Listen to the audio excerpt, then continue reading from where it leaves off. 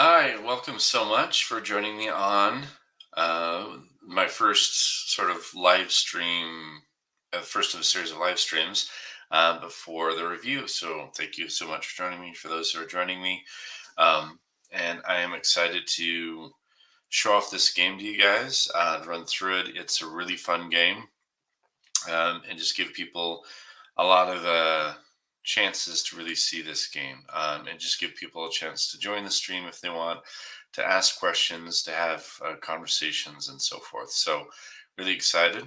And so, this is Ani-Mayhem, and hopefully, first of many. And I want to get any kind of input, would be great from people on if they want to go ahead and ask questions and give input or ideas about what they'd want to see in future streams. So we're going to just go down to the table, walk you through it, but we're going to wait just a few minutes, give it a few more, a little more time, a few more minutes for other people to join the stream as well. But I can see the comments. Should be able to post a comment if you'd like, and I can respond to those. But yeah, so I hope everyone had a great Thanksgiving. I hope everyone can hear me okay. But I hope again that everyone can hear me. That's all good. That you had a great Thanksgiving. Um, Mine was pretty good. Had it friends, family. It was a good time. Enjoyed it quite a bit. So I hope everyone had a good Thanksgiving. Um, so again, a few more minutes, we'll start. But yeah, feel free to put comments in the section. I have my monitor, my laptop right in front of me. Even during the play, it'll be in front of me so I can see the comment. I'll be able to see the comments as they come through. So yeah, we'll have some fun. So this game, and just give you a little precursor for people who aren't familiar with this game. This game came out in the 90s. I believe it was a while ago, a long time ago. It came out in the 90s. And just put down in the chat if you have any issues, not able to hear me for any reason. Please respond in the chat. I will try and adjust if the audio isn't up to par. If you can't hear me too well, I'll try and make sure. Let me make sure the volume is plenty high. Should be pretty good. I'm gonna see what we can do about that. Make sure that it is loud enough for everyone to hear. Anyways, this game came out in the 90s, and it centers on what their focus was on this game was to take as many different anime movie properties and combine it into one singular game. And sort of combine worlds. And I love those kind of mashups. I love those kind of world combining experiences, which is one of the reasons I like Overpower a lot, because you could have DC and Bat and Image together. Oh, sweet. Sounds good. Thank you so much for letting me know. This is my, I'm excited, and I hope that more people get excited with this game as we go through this. But yeah, it allowed a mashup of worlds, so you could have Project A characters interacting with Dragon Ball Z characters. So you had a really awesome combination of different worlds into one setting that was really unique for the time. In addition, as we go through the game, you'll see other factors, other things that are a little different as well. So, but this game came out, and the art was beautiful. Well, when you start seeing some of the cards, I'll show those to you in a second. The art was beautiful. The gameplay, I think, was very solid, but it did suffer from what I call a very sorted production, and that is to say, the rulebook was not the greatest, unfortunately, left some things to be desired. And also, through each iteration, the rulebook had additional changes that were made. And so there wasn't a lot of clarity with the game. And so that really hindered it, really did not help very well at all. So that was one thing that really hurt it. And then they did have there are three sets. First set was set 0, set 1, and then set 2, which was also just called Dragon Ball Z. Because instead of focusing on several different properties, it was all about Dragon Ball Z for that third set. And a lot of people stated or felt like there was an imbalance with that third set versus the first two sets. in terms of just raw power combat with the Ani-Mayhem character, with the Dragon Ball Z characters. And to a lot of extent, that was true in a lot of regards, but I would not say that's concrete or across the board 100% correct. And you'll see when we get to the game here, when we get to gameplay, why I think that. There are some cards in my deck from set 0 and 1 that I think fundamentally do things that the third set never touched. For example, one is the Wrath of the Eye of God. I think that's the name of it, I'm pretty sure. And that card is just flat out broken. And that is from set 0 and 1 era of the game. And very few cards in set 2 or the Dragon Ball Z set hold a candle to that. So, there's some arguments to be made either way. But either way, it didn't come out with the financial success they were hoping for. By the time set 2 had come and gone, the game was basically dead. The shop wrapped up. So there was a real shame because the game was really, really phenomenal. And we're going to get to it. I'm going to walk you through it, and we're going to go through a playthrough. So again, thank you so much for joining me. And I hope that you guys like this stream, and that those who watch will be able to get the word out, and we can get more things going with this game, because it is a really good game. All right, so I'm going to jump to the table, and let me just switch, and we will get things started. So let me just switch the camera angle here, and we will jump to looking at the table here. All right, and here we go. All right, here we go to the table. All right, so I'm going to move this to the side here. All right, so you can see these stacks of cards here. And we're just going through walk through and setup here. So the first thing you're going to do in any game, everyone who brings their deck, is you're going to start and set up the locations. Now, a location, there are basically two types, and I'm just going to show two of these here. And hopefully that is, I don't have a way to really zoom in very well, and I do apologize. Let me try and see if I can hold this up. So there are these locations called havens, and you know they're a haven because of this little castle icon on the bottom left there. So these are havens, and then non-havens will not have the haven location, but there are some other icons to be aware of. This is a dimensional icon, and then there's also a planetary icon, which kind of looks like kind of a moon. And those will have impact on movement and how they interact with the rest of the game. There's also a science icon that does not inherently do anything. So let's just go in. Now, there are two schools of thought on setup for the locations. That is the straight line method or the non-straight line method, or other words, the standard method. And if I do a solo game, I am doing the straight line method. Just makes things a lot simpler, a lot quicker. And if you're doing a 3 to 4 player game, then honestly, the straight line method is going to make things a lot simpler. But for a 2-player game, most people, the standard mode or standard formation for locations is the most enjoyable because it's going to be the most intricate. I'll show you what I mean by this. So here we go. So the straight line method is quite simply this, and I'm just going to do a quick rundown. For example, you just put the locations in a straight line. It would be random, of course, but this is just giving you a quick run through. And then this would be, one of these two locations here. You would attach it, and there you go. And as you can see, pretty straight line. If you had a 3 or 4 player game, you would just have the other players running this way, like a pyramid shape, or on either end, like a square, for a 4-player game. So that's the straight line method. Again, like you see, it's very quick. And that's why solo, I definitely prefer doing that. The standard method is going to be a little more involved. And that is that each player, let's assume a 2-player game for this example, I'm sorry, is you're going to take your locations. You're going to go ahead and shuffle up your non-haven locations and keep your havens to the side. You're going to decide who starts first, who's going to start this setup. And I'm sorry for my camera being in and out on blurry. I apologize. So let's say I'm the first player. So I would put down the first from my randomly selected down like so in the middle of the table. Then the next player, player 2, my opponent, would then be able to put down his location.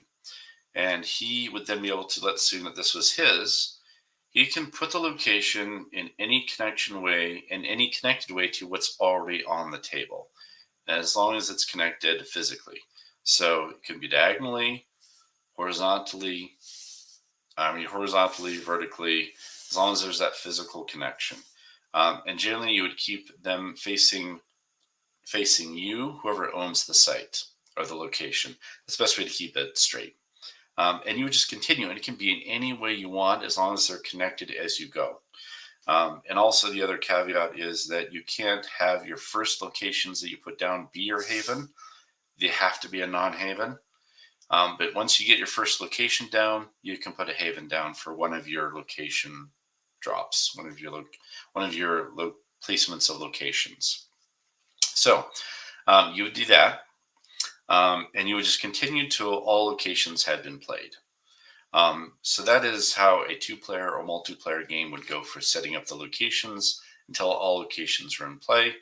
And again, that standard method, if you want to do a straight line, it would be what you saw me do at the beginning of that. And since this is a solo game, I'm going to go straight line, because straight line is going to be, again, the simplest. And so I'm going to just do this. We're going to shuffle up, but again, the first thing you do is always putting out those locations. So I'm going to do this, and we're going to start from either way, left or right. You pick a side and go this way or that way. So I'm going to do this way. So I'm going to get the the Spring of Life, Genome Tower, Danish Hill Dome, Roka's Prison Cave, Mount Muldoon. We have now Reverse World. And then lastly, we have the Pendulum Training Room. So these are my locations. I'm going to move this up a little bit so we have a little more room here. And seeing as how things came out on the placement, I'm going to put my haven right there. And the reason being is that when you move, your movement does not have to be, and I'll get to this when I get to movement, does not have to be straight. It can be diagonal. So by having it here, I can go here, here, or here when I make my first point of movement. And that's important, and I'll tell you why right now. There are movement restrictions, as I mentioned, depending on icons, if it's dimensional or planetary. Dimensional is more restrictive than planetary. Dimensional, to either land or pass a location with a dimensional icon, your character or cards trying to make that movement must have the dimensional icon. If it's planetary, then as long as you have some vehicle with a planetary icon on there that can carry passengers, then you can move on or past that, and everyone aboard can do that. So still the same general idea, but it's that restriction that I'm referring to. So by being able to move diagonally, I can bypass that restriction because of where it landed. Now, if it was different and this had come up first, if this had come up before that, then I'd be definitely a little more difficult on my movement situation for this game. But anyway, so there we go. Let me know if I've lost you at all. Please let me know, and I will back up and re-explain. And I hope I'm not talking too fast. I apologize if I am. All right, so we get the locations. That's the first part of setup. The next part is going to be we put down our items. Now, our items are the key to victory in this game. The way the game goes is it's going to go until either all items have been acquired, or until one player, or if the disasters collectively as a whole have acquired more than half of the items. If either circumstance happens, game is over. If it's where all items have been collected, but no one has reached that threshold of greater than half, then it's whoever has the most. But if that greater than half threshold has been met, and that's what triggered the end of the game, then if the player did that, then the player who triggered that end of the game wins, and everyone else loses. If the disasters triggered the end game, then all players lose. So you can see there's a fine balance in this game. You are trying to be the winner, but you don't want to do anything that's going to cause the disasters to screw over everybody. You have to fight the players and the disasters in a way. So it's a multi-layered game, and I love that about it. So it's very enjoyable because of that. And I see we have another person joining, so thank you so much. Happy to have you guys here, and happy to have you here for us to enjoy this game. So anyway, so that is why these items are so important, and you're going to get them by scavenging, which we'll get to when we play. So for setup, like I said, I've got my locations. So what you're going to do is randomly shuffle these like you did the locations. In a standard game with 7 locations and 1 haven, you're going to have 11 items. So I get this shuffled face down, and then I'm going to put these under the appropriate locations. Now, in a multiplayer game, you're going to put the items under your opponent's sorry, I misspoke. You're going to put these under your own locations. So these items will go under my locations, even in a multiplayer game. So it's random though, so you never know exactly what's under there. So I'm just going to do this. This will make it easier and quicker, and I'm just going to go like this, because that means that I can get this setup done quicker. And there we go. I will slide them underneath the location when I'm done. So these 4 that were not used, you do not look at. You keep them face down. You do not look at them, and you're going to set them aside. So keeping these face down, I will set them aside. I will not look at what those are. Now, the next step of setup is to take your disasters. All right, disasters. You're going to have, I have my deck size is minimum deck size for a competitive tournament setting. So what that means, and there's not a lot of difference between a tournament setting and a non-tournament deck build. There really isn't. It's mostly the same, but just so you be aware of that. So I have 20. So I have 20 disasters. So what you're going to do is you're going to put 2 disasters under opposing locations normally, because these are meant to be what stop your opponents, besides if you go and attack them. So in a solo game, though, these disasters will go under my locations. But just keep in mind, in a multiplayer game, these will go under the opposing locations, the opponent's locations. All right, so you put 2, and I shuffle these beforehand. So I'm just going to put the 2 like this, put those under. I mean, not under yet, but I'm just going to put them aside. Okay, so that, as you notice, that leaves some extra disasters. That's for a reason. Now, still, don't look at them. You don't look at what has been placed or what hasn't been used, and you're going to just set these aside. But keep them close by, because you're going to use these pretty soon. So I put these aside. I'm just going to do it this way. So those are the extra disasters. So basically, what's going to happen is you're going to switch off with your opponent in all these stages, actually. So in a 2-player game, you would put your item down, then your opponent puts their item under their location, and so forth until all the items have been put down. Then in the disasters, you're going to switch off, placing 2 at a time under an opposing location. So, and you'll just switch off. But again, solo play setup is a lot faster generally, because it's just you versus your own deck versus the game. So I put all mine down. Once all players have put that down, then we move on to the next part of the setup. So I'm just going to do this. I know I have to get through the disasters to get the item. So I'm just going to put that on top and put it underneath. I'm just going to do that really quick for all of these, like so. So not looking at them, just putting them down.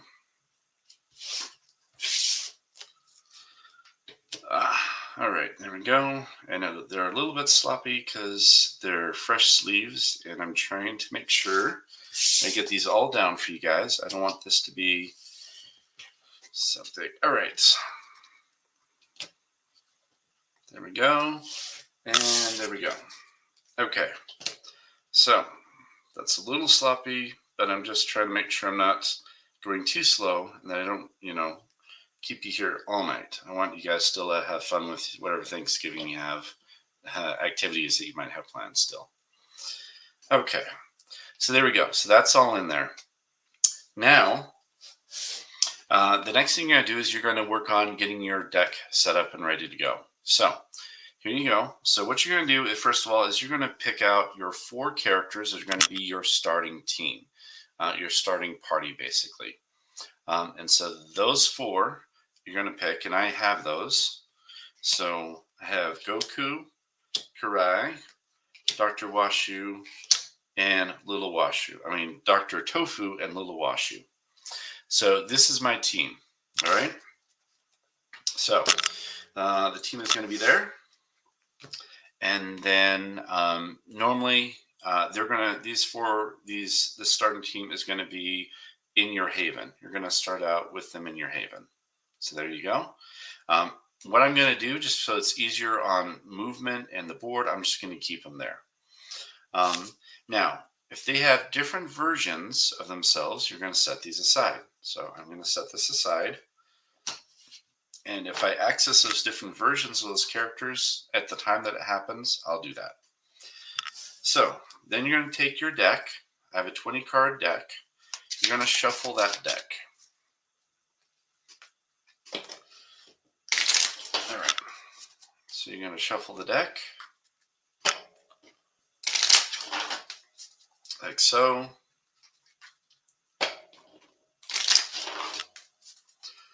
All right, so I got it shuffled. You're going to draw a starting hand of 7 cards. 1, 2, 3, 4, 5, 6, 7.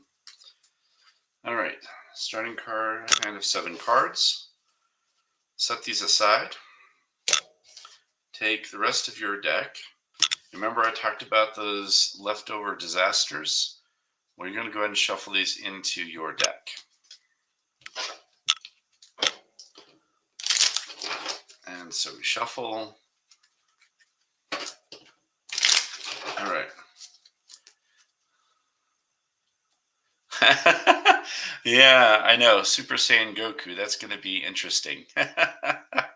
I have a little trick, and you'll see with this deck. I have a little trick on how I make that happen. So it'll be fun, though. It'll be really, really fun. So anyway, so I got this shuffled, and so I'm just going to set that aside over here. The last step for setup is your combat deck. You're going to take this. I have 11, I think, in here. I'm going to shuffle these, and I'm going to put these to the other side. All right, and there's my starting hand, and we are good to go. I'm going to put markers here. So I'm going to put here, I'm going to have this blue is going to be, this die is going to be a marker or a token for Goku. And you notice I have a dice 6, and there's a reason. The dice 6 is going to be same as their health. All right, so he has a 5, so I'm going to put this on a 5. So there's the Goku die that represents Goku. I'm going to use this die here for Karai. She has a 3. So I'm going to put on a 3 there. And then I have Tofu. I'm going to use this black die. And he's got a 3. So there's this 3 health. And then lastly, Washu, I'm going to use this green die. And she has a 4 health. And you're wondering what the health is? Their health is their printed is a printed defense. So that's how you know what their health is. All right. So I have that set up. Now I do need to make a quick adjustment. That's because they're all in the same location. And so Little Washu actually has an effect. Washu, even any version of Washu, these both have an effect. But the health of all the characters in our party, y'all count as in the party right now because they're all there in the haven. Their health is +1. So I actually need to adjust this. So that's going to be 6. It's going to be 4, and that's going to be 4. But not her own health, because she's not another character. All right, so now we're ready to go, guys. So thank you so much for staying here. The first little part of this, I want to make sure people understood how things got set up and how this goes. All right, so ready to start. And the first part of this game, you always have the option for a discard and draw. Now, in the game, you're going to have all players do this at the same time. It's a simultaneous phase of the game. So all the players get to discard and draw. You can discard any number of cards in your hand and draw back up to your 7 cards. So looking at what I have, I actually like everything in my hand, so I'm not going to discard any. I'm going to keep it all.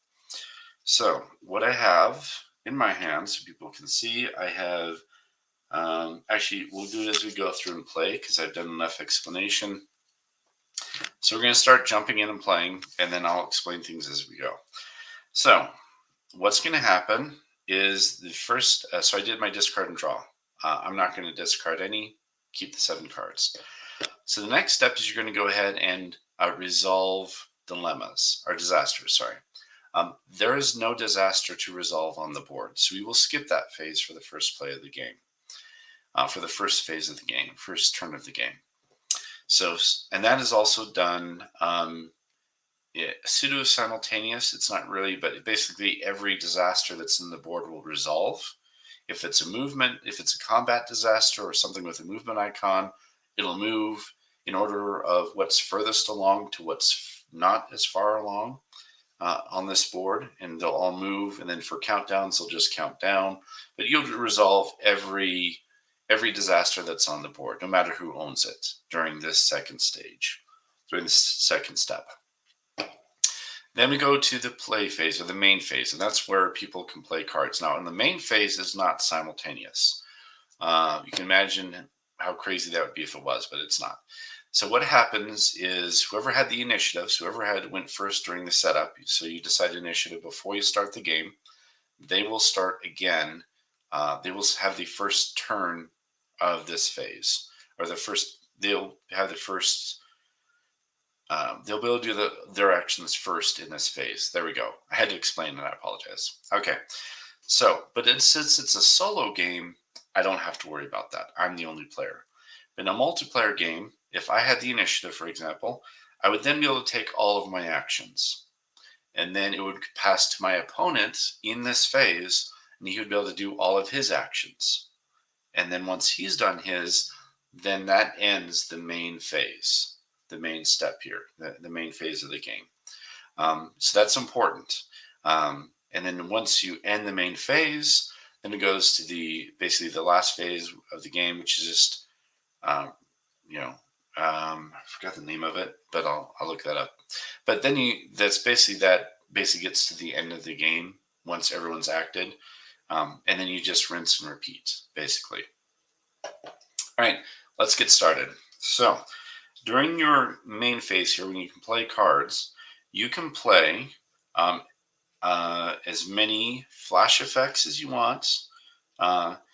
However, you have a limit of 1 global, 1 enhancement, and 1 equipment per turn. And then the characters, you can play as many characters as you want as well. There's no limit on the number of characters. So as many flash effects and as many characters as you want per turn. So looking at this, I do have here breaking and entering. It's a global. Globals will just play on the board. So I'm going to put this to the side, just keep all my globals here. I will play that. And that allows me to go ahead and enter any location with only 1 of the required skills. Really good card. And then I'm going to play this card, Immortality. It's a promo. But I'm going to put this onto Goku. So I'm going to put that in enhancements. We'll go on to the characters who have the enhancement. So I put that right there under Goku.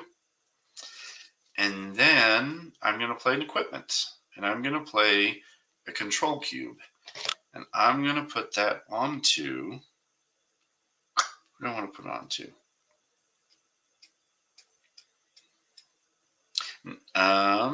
Good question. Let's put this on Dr. Tofu. I'm going to put that control cube on Dr. Tofu. Okay, so I've played a enhancement, a global, and an equipment. I had no characters that I wanted to play, and I have no flash effects that I want to play right now. So we are going to go ahead and call it good for now. I'm playing cards. Now we can do other actions. So we can move and what they call scavenge, which means you enter a location and you start going through the disasters, try to get through them all, and then if you get through all the disasters, you get the item.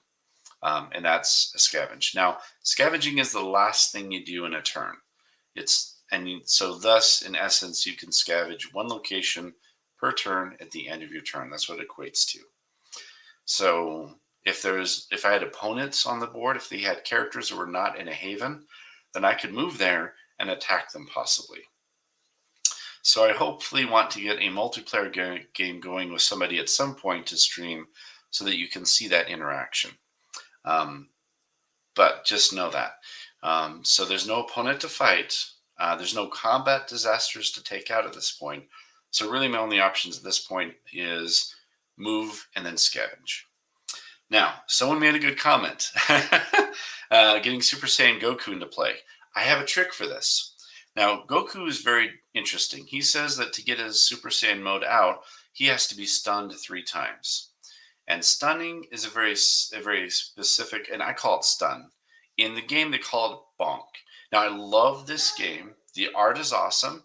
The mechanics are great, and most of the terms I like. But bonking is my pet peeve.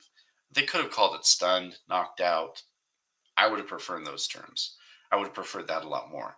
They call it bonk in this game. You'll never hear me use the word bonk. I think it's a stupid term. So I will instead say knocked out or stunned. I'll probably just say knocked. I'll probably just say knocked out. That's the term I'm going to use because that's effectively what it is.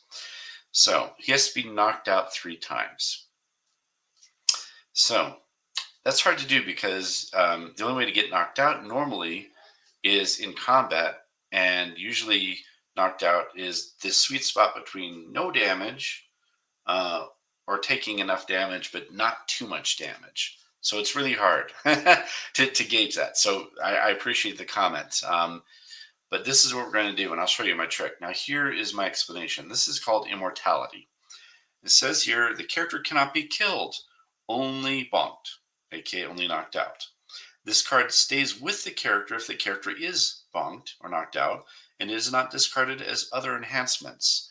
So what that means literally is this card will always stay with him as long as it's a knocked out situation. And so you'll see the strategy here. I'm about to do it. So what I'm going to do is I'm going to do a movement now. I'm going to move Goku, and I'm just going to move Goku himself. And he's going to move actually to Mount Muldoon. Let's see. Oh, actually, no, I'm going to go to Roroku's prison cave since I have the advantage here. So he's going to move. Now, a party will always move whoever's slowest in the group. That means if I had a movement of 2 and a movement of 3 in a party, they're going to move at movement 2 because that is the slowest in the group. Goku's going to go by himself, so his limit is his own limit, which is 3. For each movement point, they're going to be able to move 1 location. So I'm going to do this. I'm going to move 1, 2. He's going to move away from Washu, so his health is going to drop back down to a 5, but he's going to move here. So I'm going to move into Roroku's prison cave. Now it says it requires priest or genius or keys or martial arts and strength times 2. However, I have a breaking and entering, and again it says I can enter any location with only 1 of the required skills. So I'm going to use just the martial arts. Because of that card, that's all I need. So Goku is going to scavenge. So when you scavenge, you're going to go ahead and flip up the first card, unless it's an item. If an item, you just stick it back under, and you then pull the next card, which should be a disaster. So I'm going to go and pull the first disaster, And again, I made a mistake. That should have been here. So here we go. So the first disaster is going to be Kashimi. I don't know if I'm saying that right. Now, Kashimi has a 5 attack and 6 defense, and in essence 6 and also 6 health because of the 6 defense printed defense. Now, it says it does require speed to damage Kashimi. Luckily, Goku has speed, so he can damage him. So we're going to go ahead and attack. So we're going to just go ahead and just see what the results are going to be with this combat. So we're just going to do the normal combat. So what's going to happen is Kashimi's going to strike whoever has an item in that party. There is no one with an item. So that's going to be a random then. And since there's only one person, that's going to be Goku by default. So what you're going to do is you will first, whoever owns the disaster is going to be the first one, and they will draw their combat card. It's my disaster, so I will draw my combat card. And what we get is this card. It's a back kick that says +3 attack, and draw another card. And oh wow. And then there's the pummel. Gives him +4 attack and +1 for each unspent point of energy. Luckily, Kashimi does not have energy, so it's just the +4. But still, that's 4, 5, 6, 7, 8, 9, 10. So he's swinging with 10 attack. His defense is 6. So then I draw my combat card and then the owner of the characters in the party being whoever is being attacked will draw their combat card. So I also own the character being in the party being attacked, so I'll draw a card for Goku, and he also gets pummel. So he's going to have the same thing, +4 attack, and also a +1 for each unspent energy. I do have energy. He has 5. I'm not going to spend any of it because that will allow me to get a larger attack. So we then compare numbers. I have 6, 10, 15. His defense is 6. Disasters are never killed or knocked out or bonked. They are simply defeated. So, but you do the same math for defeating it for knocking out. So he has 6 defense, and then he has 6 health. So in essence, I need to do 12 to defeat the disaster. 6 defense, 6 health, 6 and 6. So my attack is 15. His defense is, and so I need a 12, like I said, so he is defeated. I have defeated the disaster. At the same time, yes, that's the thing. I would die. However, guess what? Again, he's got immortality on him. I am not going to die. That's my little trick. So, because he has immortality on him, cannot be killed. He can only be knocked out. So he's going to be knocked out, and I'll meet the requirements for the first of those 3 knockouts. So, but yeah, otherwise he'd be totally dead. So I appreciate the input. So that's going to happen is his attack also is going to be, again, 5, 10, 13. That would kill him. So we now resolve it. And so I will put these aside in the discard pile there. And then he's going to be defeated, Kashimi. So I'll put that in my discard pile. I'll just put that there. All right. So that's what happens. But again, he would die normally. However, again, the immortality can't be killed, and this always stays with the character even if they're knocked out.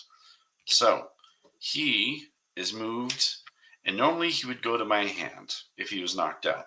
However, I also have the other key to this system that works beautifully, is I have the West Side City Hospital. And it says characters from this haven may be placed here immediately when bonked. So guess what? Knocked out, doesn't go to my hand. He goes directly to the hospital, and he doesn't die, and he's just knocked out. And he keeps the immortality. So I don't have to move these because these guys are all in the haven. So he will go back to here. His health goes back to 6, and he was knocked out. And there we go. And I'm going to put a counter on him to show how many times he's been knocked out. So there is 1. So there we go. So yeah, that was something that I definitely was trying to figure out on this game. Was how do I make getting to Super Saiyan Goku work without it being too much of a hassle? Um, that's the answer, my friends. That combination right there allows you to pull off what would otherwise be really, really difficult. Anyway, so we did that. So that is the end of the turn. And then we go ahead and go to cycle a new turn. So I have 4 cards in my hand. So I'm going to go ahead and draw up. And so again, so that's just one basic turn. So when we get to anything more complicated, I'll talk about that as we go through. But now you get a general idea. We're going to just proceed through the game. So those who have more familiarity with the game, I appreciate your patience. But here we go. So turn 2, 4 cards. I'm going to draw 3 more. But again, you have to do every card one at a time. So, and this is why. The moment you get a disaster that can impact the field or a combat disaster, then you stop the drawing. So this forceful impact would come out off the board and then move 5. So you count each location as 1 point of movement. That would go 1, 2, 3, 4, 5. That would stop there and move all characters 1 location to the right. However, there were no characters there, so nothing happens. That gets discarded, and we're good. So, and since that had a movement icon, technically it would count as affecting the board because it did something on the board. So you would stop the draw there. Okay, so now we're going to go to turn 2. I have nothing else I want to play immediately, so we're going to do the same thing. We're going to send Goku out, same place. He's going to go back to 5. We're going to go back to Ryoko's prison cave. He's going to scavenge again. All right. So let's see what he gets for his second. Okay. So we get Toma. Now, Toma does have an icon here that I need to explain. He does have a charm icon. Now, charm is if I ever play a multiple game with multiple players, unless they're a first-time player, I always use charm combat because it adds an excellent, awesome layer to the game. But the reason I don't do it in solo is because in charm combat versus a disaster is not the same as charm versus a character. If you charm combat a character, you have 3 different options, and they're all very fun, entertaining, and very, very flavorful. And it's a really awesome effect you can have. All it does for disaster is simply say that you can't attack that disaster with that character unless I break the charm combat or unless the disaster attacks that character anyway. That's all charm combat does. So it's not really, it's an extra step that's not needed really. In some circumstances, it may make a difference, but not often. So again, the only time I don't do charm combat is solo play or with a first-time other player. Otherwise, I would definitely use charm combat. And I'll get to that at the end of this stream. I'll go into anything that may not have been covered. So we're going to ignore the charm combat. So we're just going to go straight combat. Now, he has an effect. He has 2 times damage every other combat round. And you'll cancel 1 boost per combat. A boost is going to be a certain card type that has a boost on there. I don't have any in the deck, so that's not going to happen. But he will have double damage every other combat round. So first combat round, yeah, I'm probably going to survive this because his stats are not the most deadly, but we'll see. All right, so I draw for the combat disaster first. Shaken up, +2 defense. I draw for Goku, and he has +3 to the attack of all people in the party. He's the only one, so just +3 attack. So that's going to be a defensive 7. My attack is 6, 7, 8, 9. So this actually could go different ways. His attack, though, is only 5. My defense of 5. So no damage to Goku. But his health, I'll use one of these dice here. Again, started at 5. I'll put that there. Started at 5. Again, his damage to him was 6, 7, 8, 9. So 2 damage, because 7 defense versus 9 attack. So he goes down to 3 health left. Now, in combat in this game, it's going to be, in this game, combat is persistent until combat ends. Then health will restore if they haven't been knocked out or killed. So we're at this point, we're going to go for another round. And so just to make it easier, actually, I'm going to put a health, since we're in combat, I'll put this health marker for Goku so you can see what his health is. Make it easier to track. Okay, so we go to the next round. Now, after the first round, you as players versus a disaster, even player versus player, a party, if they want, after the first round of combat, does have the option to run away. If they run away, the attacker gets a free shot at the running away party. So that is an option. And also you can block for other people. And I'll get to that if we get to it. But I really don't need to worry about that in this scenario. So we're just going to go ahead. And he's solo anyway, so I can't protect him anyway. All right, so next round. Here we go. Let's see what Toma gets. Now, on this, since this is the second round, so every other round, since we're going to the second round, any damage he does will be doubled. So, and this could be effective. Okay, so leg sweep. That reduces Goku's defense by half. So he might do some damage. We'll see. And then, no, he does not have a higher defense, but he does have pummel.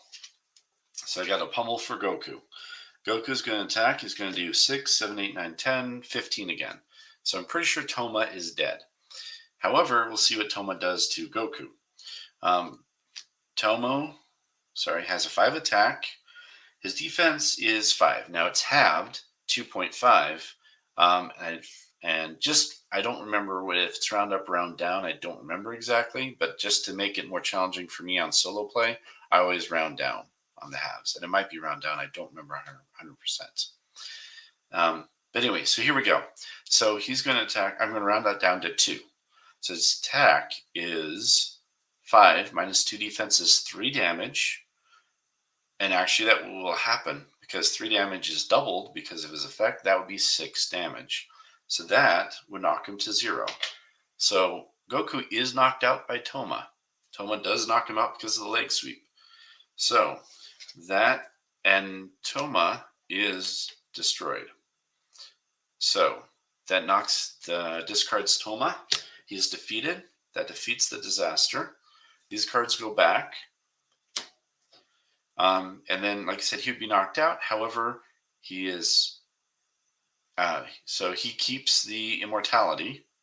He's not killed. He's just knocked out. So he keeps the immortality. And then he goes automatically back to the Haven. And combat's over, so his health goes back up. So I'll move these. And there we go. Okay, so that was second scavenging, and that was the second knockout. So, turn 2, second knockout. So we're making good progress to unlock. We just need one more knockout, and that will unlock our Super Saiyan Goku, which, if you haven't seen before, is really awesome. Makes Goku really, really nasty. So anyway, so that's turn 2. Hope you guys are enjoying this. I love this game. There's a lot of fun. You can do it. And even those 2 rounds of combat, you see it's not too difficult, and it's really, really flavorful. I could see that combat happening in my head. The art helps bring out the combat, brings out the flavor, and I can just see it in my head. So it's really awesome. All right, so we're going to turn 2. There's my 4 cards. Didn't use any. Going to draw. So there's 1. I've got a mech suit, so that's 5, 6, and 7. Okay, so I didn't get a disaster this time. So I'm going to do that and do that. Okay, so I got everything I need here. Okay, cool. So turn 3. All right, so now Now, the one thing to mention is the one time you can play flash effects at any time. The one exception is you can't play flash effects during that first phase of the draw and discard. That's the one time you can't in the game. It does say specifically in the rules, it's the one time you can't play flash effects. You have to wait till after the draw and discard step. So I'm going to go ahead and do my card play. I got Surveillance. This is awesome global. I'm going to put that into play. It gives me 2 uses. I'm going to put a little marker here. Another little die marker for the 2 uses. And that allows me to view cards under any one location, discard after 2 uses. So, and then I'm going to play also my 1 equipment for the turn, K-12 Battlesuit. And I am going to put this onto, why not? Let's put this onto Dr. Tofu as well. All right, so we're going to put that onto Dr. Tofu. All right, so we did that. And also note, you can only play equipment, unless you have some card that says otherwise, you can only play equipment when you're in a haven. So there's a reason to keep track of havens. Enhancements you can do outside of a haven, but equipment can only be played in a haven. All right, so those are my card plays. I'm not going to play anything else right now, and we're just going to keep going. All right, so let's do this. We want Goku to keep uncovering things. So what we're going to do is we're going to do 2 different things. We are going to do this. We're going to go ahead and grab these 3 guys. So we're going to grab Karai, Tofu, and Little Washu. They have a movement of 2, 2, and 3. So again, slowest in the party. These 3 are going to move over to Goku's prison. And that drops Goku's health back down to 5. These 4 can do it because we have Genius. Little Washu has Genius. So we're going to scavenge. We're going to scavenge and go ahead and get this. And we have Dragon Ball, limit 3 per deck. So we got a Dragon Ball. We're going to put this onto Little Washu. All right, so we scavenged there, and that's the end of the turn. So 1, 2, 3, 4, 5. I've got 5. I'm going to draw 2 more. Misdirection, and okay, 7. So our 7th card is going to be Brian J. Mason. This is just going to go in play. I'll put this to the side here, and that plays off field. Now combat disasters draw 2 combat cards. So they will draw more combat cards than me. So it'll make it even easier for Goku to get knocked out.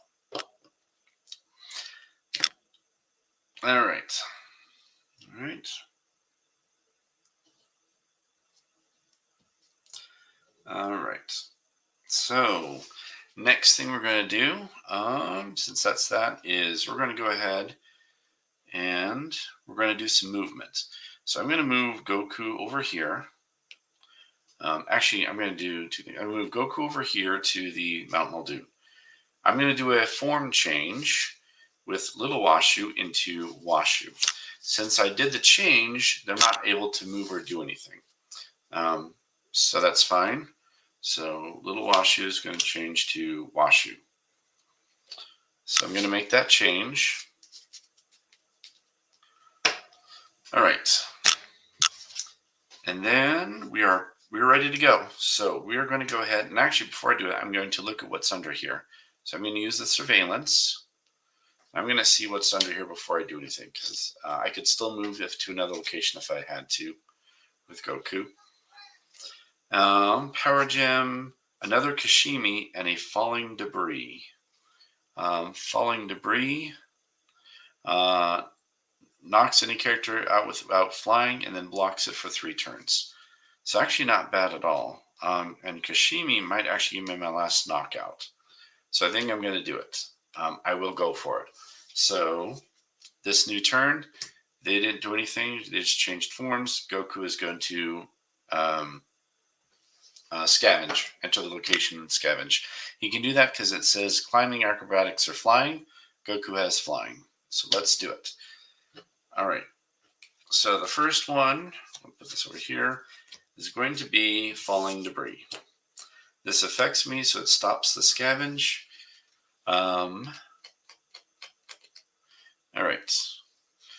Now, the movement would have an effect if it were, for example, were to come out from a deck and start off the table and then move during the resolve combat or resolve disasters.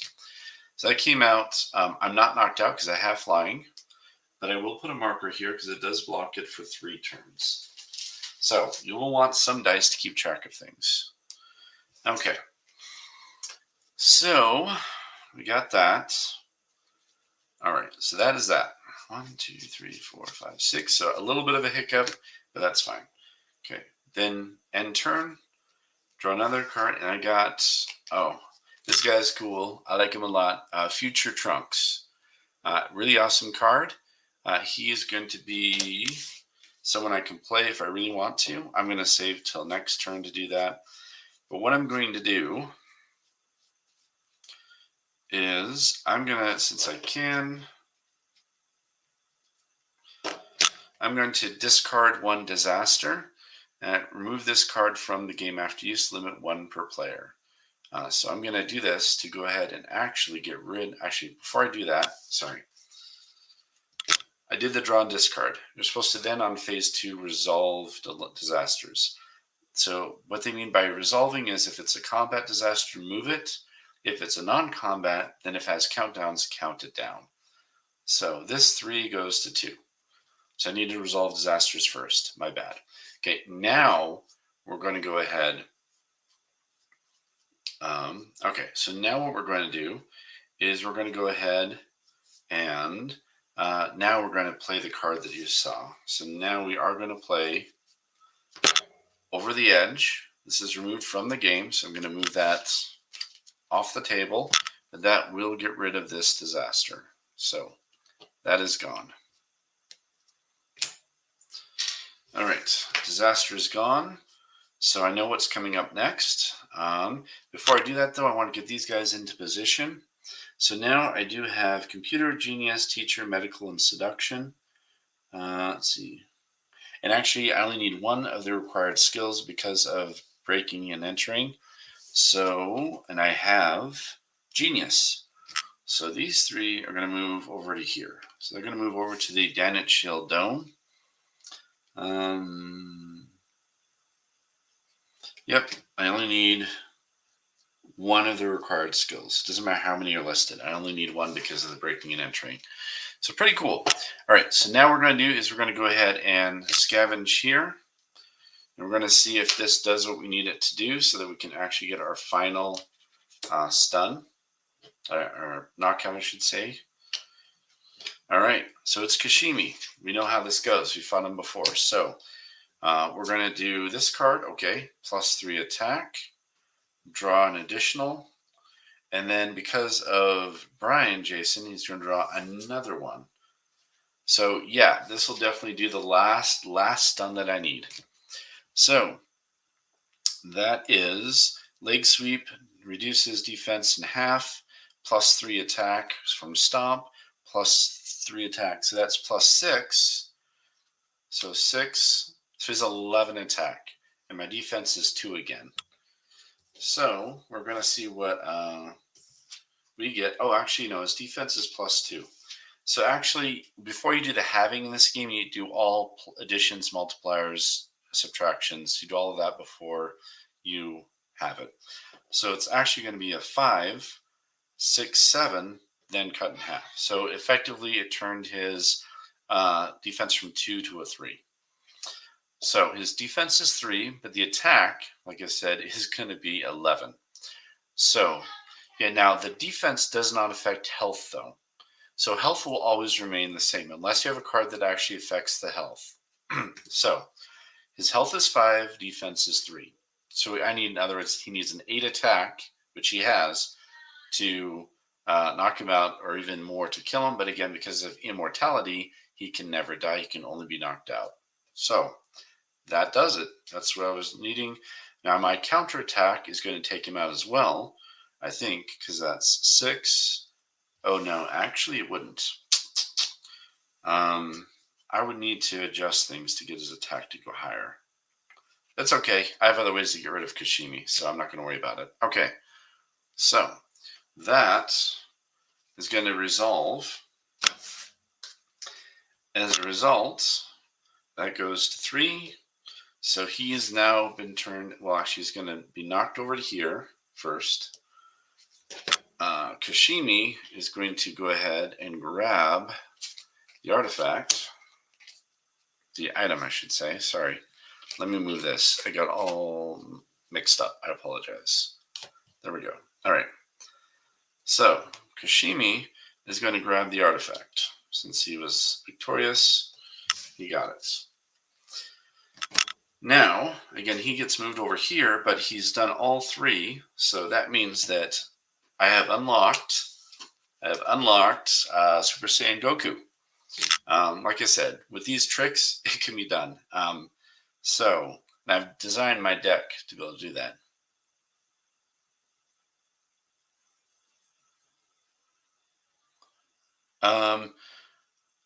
Okay. I don't know where I saw that. Where did they say that they have an inherent limit on global times? Because everything I've seen has uses or limits on that. So that's new to me. I had no idea that they had some kind of inherent limit on global turns. Okay. If you can just point me to where that is in the rules, I'll be happy to look it up. I'm just curious because I didn't see that anywhere. So I don't know how long I've been going then turn-wise. I'd assume that I'm in turn 4. Let's assume that I finished turn 4 right now. So I'll put a 1 here. That's crazy. Who in the world put that limit on there? Because then it makes globals like non-useful. But anyway.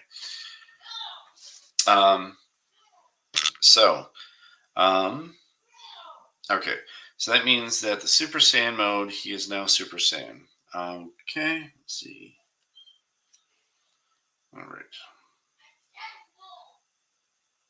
Oh, he can be replaced. So I'm not going to replace him yet. I don't need to. But he can be replaced now every 3rd turn for a turn at a time. So basically, I'm going to, well, every 3rd turn. So let's see. Yeah, so I unlocked it. So in 3 turns, I can turn him to Super Saiyan mode. So I don't need to keep this anymore. I've unlocked the Super Saiyan mode. I'm not going to worry about that. I can change it in 3 turns. Now, there we go. All right. But thank you for letting me know, guys. Again, I was not aware that there was that change to globals, that they have that inherent max. My bad. Okay, so that is that. So we are going to go to end turn. 1, 2, 3, 4, 5, 6. I've got 1 more card draw. And all right, sweet. Shinlong. This is an awesome card. I'm very excited to get that. So I'll put that in my hand. There's all 7. That's going to stop. Okay, so this will be the last turn that I have this global. So I'm going to just take it off and know that I've got to discard it at this time. And this turn. Okay, so I drew, resolve. We're going to have Kashimi. He's going to move. And the only time that they would stop, since this one does have an item, it would move. I'm not going to even have a problem with it because, as you'll see, I have a card. Okay, I have a card that I love. So I'm going to play, again, this is past the draw discard step. We're into the resolve disaster step, so I can play flash effects. Gotcha. Okay, thank you. I will look at that. Thank you so much. All right, so I'm going to play this card, Wrath of the Eye of God. Now, there is an errata. It does not destroy anymore, but it does discard. And this is what's beautiful. This is one of my favorite cards, and it was not from Dragon Ball Z. This is from set 02 era. 01 era, sorry. Wrath of the Eye of God. Destroy any 1 card in play except Haven. Errata to discard, but any 1 card in play that's not a Haven. So I'm going to discard Kashimi. That guy, I'm just going to zap him off the board. So awesome. So this is going to end up dropping right back under. So this is going to drop right back under to there. Okay, so that drops back under. I don't have to worry about resolving that any further. And so, since Goku is there, actually I do need a counter because it's every third turn. So this is the first new turn after I unlocked him. So I do need a counter because I can keep track of when I can do the Super Saiyan mode. My bad. I forgot that. All right. So there's one there that we can grab. So since I've unlocked Goku, he's going to join the party. We're going to have him working with them now. So we're going to have these guys move over here. Goku's going to move up to there. And we're going to scavenge. And we're going to get what we want. All right. So what we get is a power gem. +1 to energy stat. Limit 2 gems per character. Ryoko gains +1 attack as well. But I'm not playing with Ryoko. So I think I'm going to stick this with Goku, because now that I've unlocked Super Saiyan mode, I can make him a freaking beast. I can make him insane. So we're going to do that. So he's going to be holding that. So that was the end of that turn as well. I've got 1, 2, 3, 4, 5, 6. So I'm drawing for the new turn. This is going to be discarded. So no longer have the global. That is gone. And then I'm going to, draw end turn. I mean, that was the end of the turn discard, sorry. Now go to the beginning of the new turn, and it's the draw discard step, sorry. So now I'm going to draw. I know the game well enough that I sometimes blur my phases because I'm just trying to go through it as quickly as possible because I'm in the moment with the game. So I apologize for those who are watching. Okay, so I draw, and it's Royal Librarian. So again, I've drawn up to 7. Now, resolve disasters, nothing to resolve. Now we're going to go ahead and do our actions. All right, so I'm halfway there. So in this single player game, there are 7 items. So for me to reach that victory threshold, I need 2 more items. So I think what we're going to do, and this is turn 2 now. So I'm going to move this up to 2. So next turn, I can go Super Saiyan mode with them. Okay, so let's do this. Let's decide where we're going to go. So I think what we're going to do is I'm going to use this last counter. And I think what we're going to do is,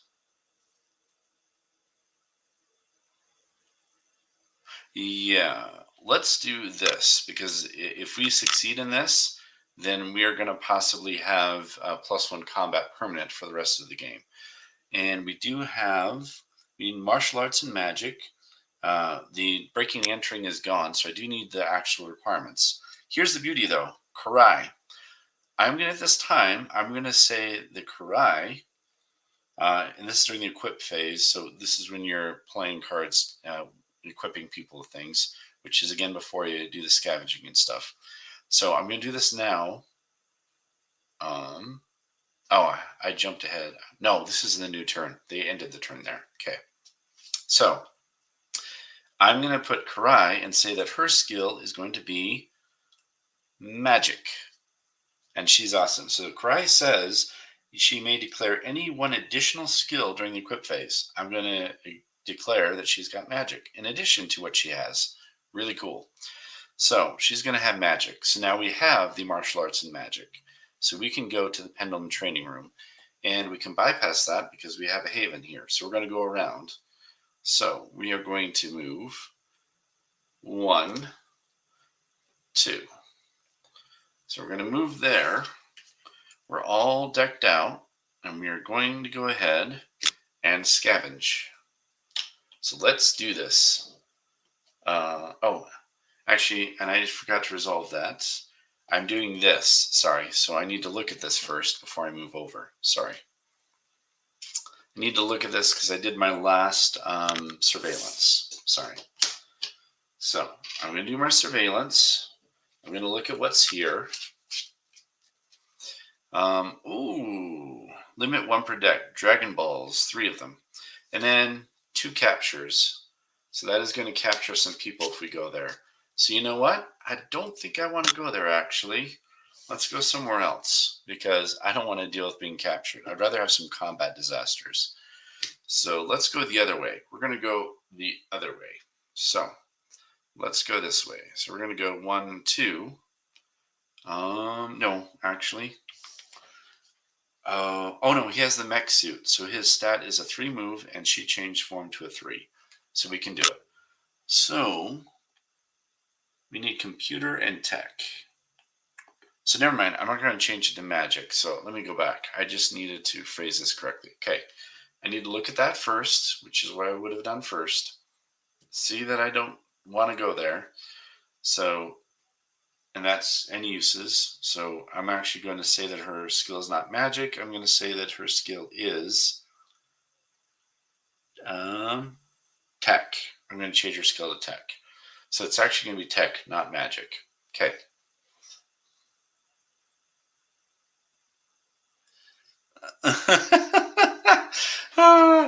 Oh my goodness. Yeah, but that's again, I jumped ahead because I did that before doing the resolve of what I initially initiated. So so yeah, I'm sorry. Because I did trigger this. I discarded the token to trigger this. So I needed to resolve that first. So I would have resolved that, look at that, see what's there. So I don't want to go there actually. So I would have during the equip phase said tech because I'm going to go for something I do want to have a chance of doing. So I'm going to go to tech.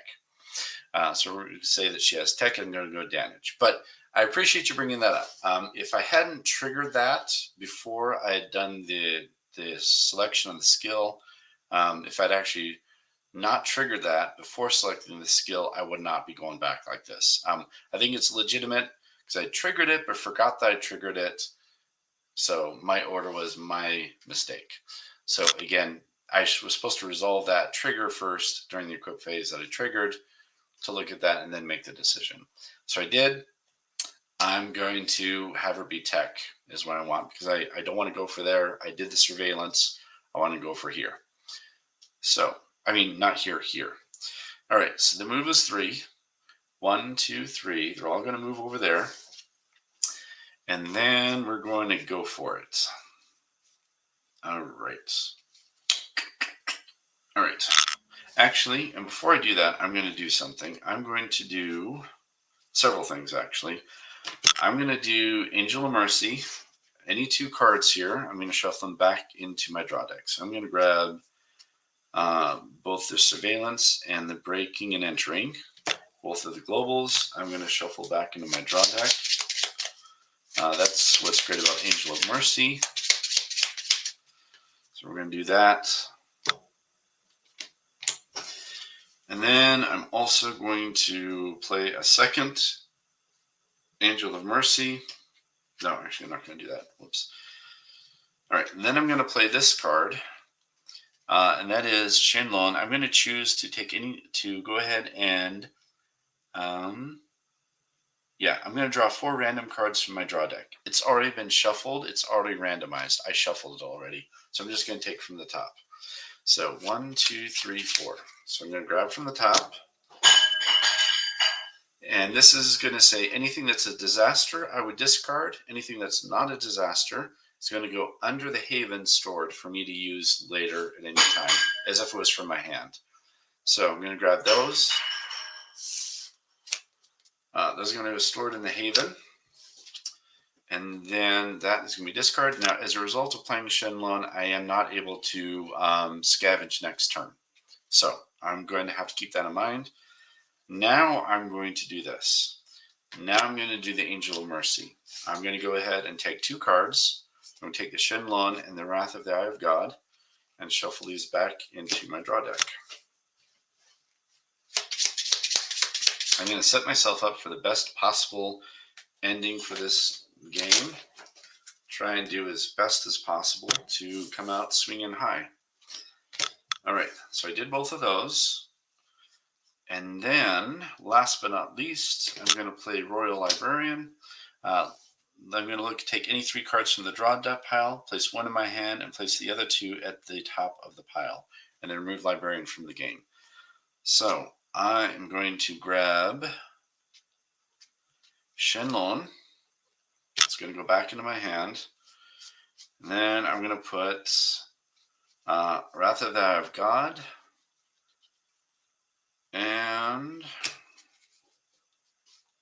what else do I want on the top? Surveillance. I'm going to put those at the top. So shuffle that. Those go at the top. Okay. And this goes out of play. All right.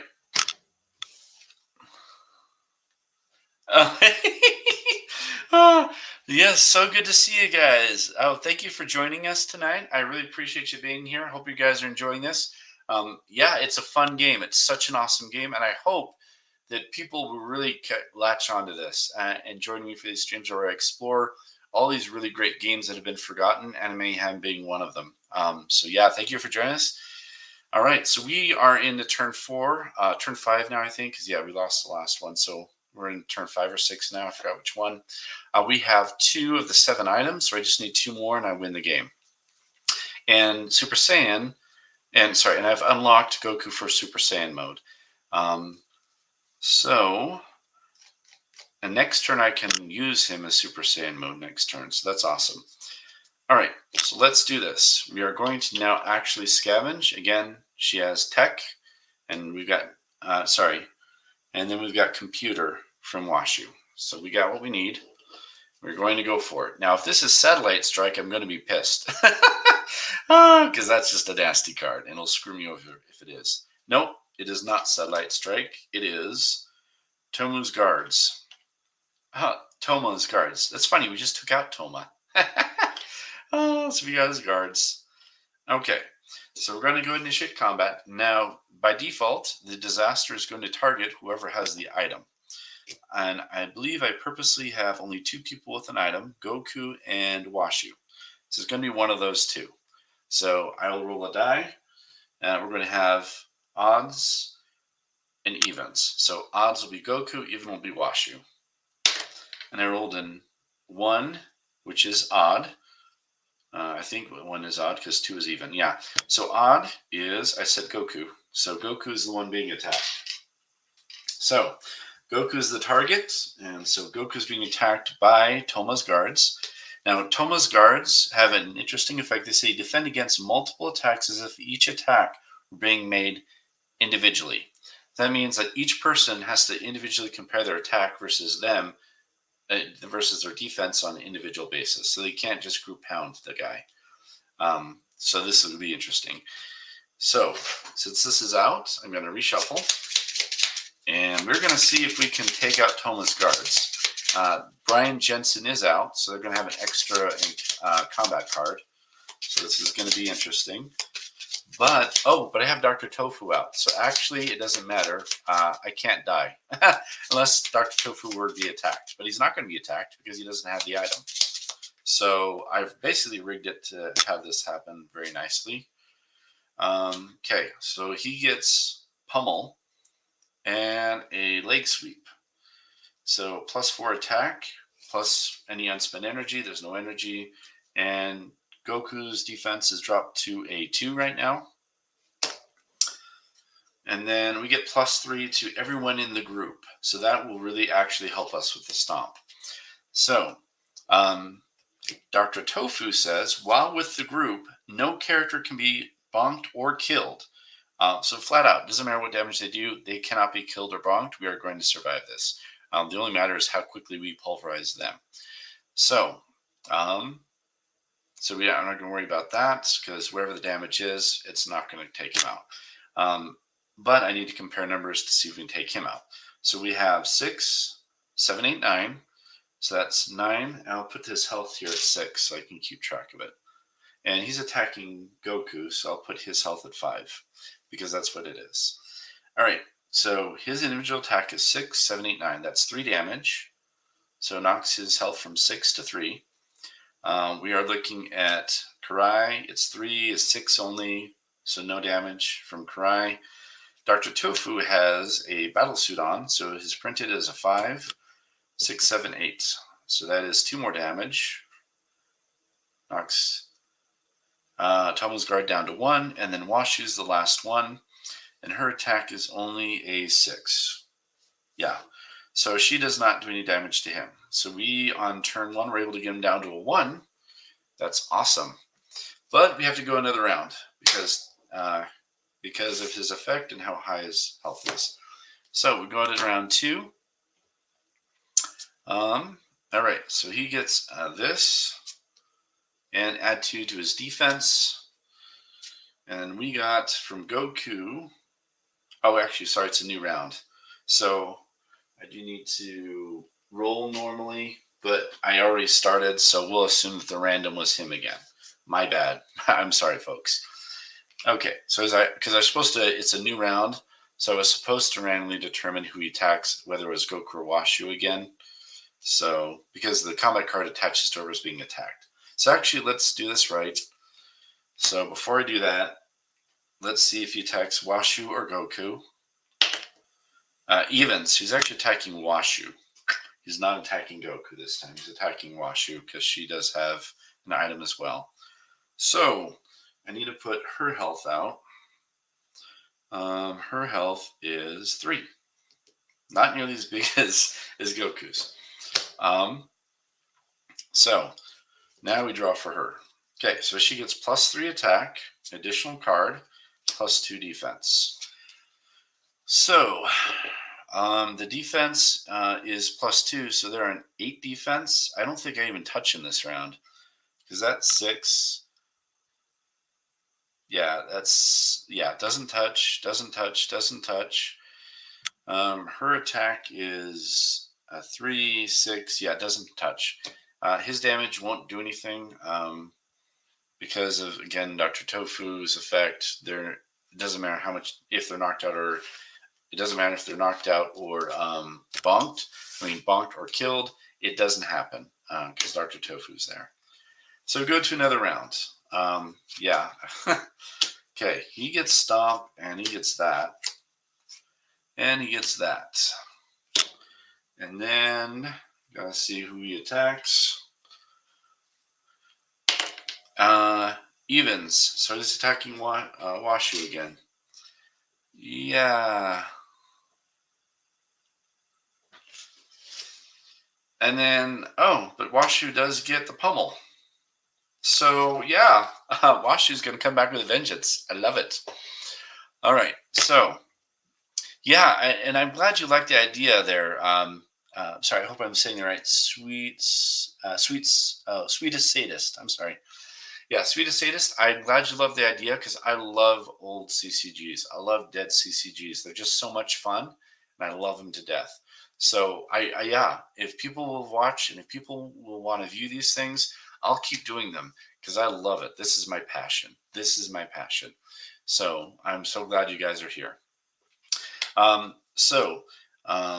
Because the fact that Wash is the target and not Dr. Tofu, all of this doesn't matter unless it affected his defense. None of these do. So I'm just going to discard those.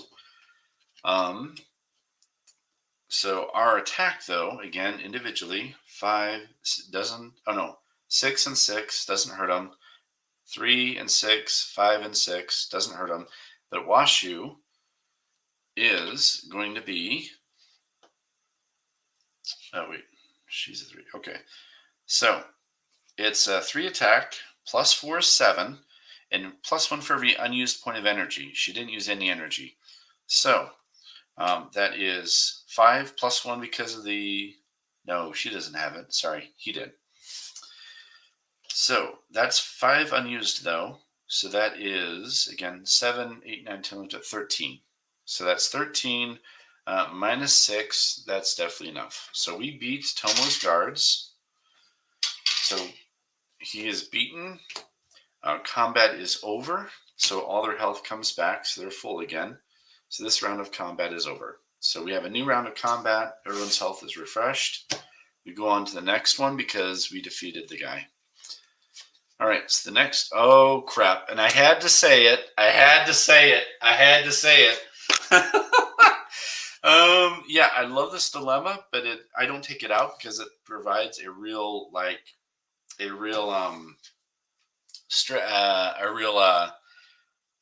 serious obstacle. if it happens. So yeah, this is gonna hurt. Ah. Oh, okay.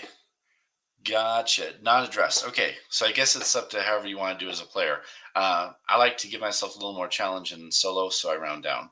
But I guess if the other player was to say, let's round up, we could do that. But here we go. So this says destroys all non characters, bonks all characters at location, planetary computer times 4 to defeats. I don't have any of that. So, needless to say, that just wiped the game. Or, unless I can come back, but that's really going to hurt. So, yeah. All right. So, destroys all non characters. So, there goes the item. Let's see here.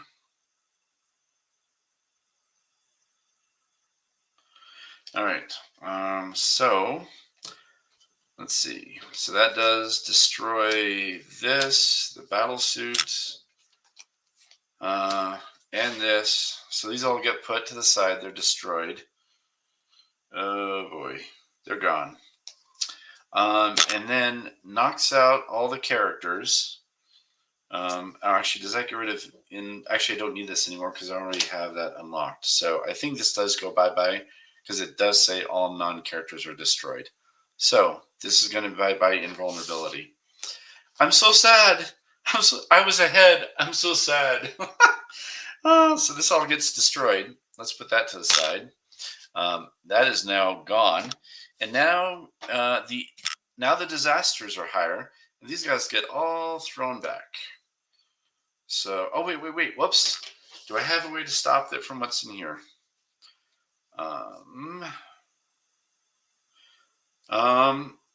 Well, I think I can get rid of it, but after the fact, because it doesn't say stop it from the effect. It says destroy a card in play.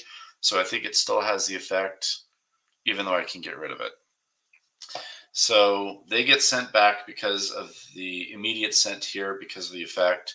They're all knocked out. Yeah, ouch. That hurt. And that destroyed everything here. No, actually, I'm sorry. Shoot. Destroys this there. And that would have stopped it as well. So, yeah. So actually, the disasters are 3 out of 4. So now, for me to win this, I have to get every single other item. That so hurts. Oh, man. That's what I love about this game. Sometimes something can come out and just bite you in the butt. And that was vicious. Yeah. Oh, wait.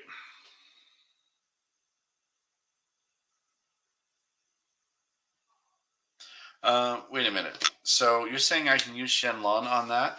I thought you'd have to resolve the effect and have it happen unless you have something that specifically stops an effect.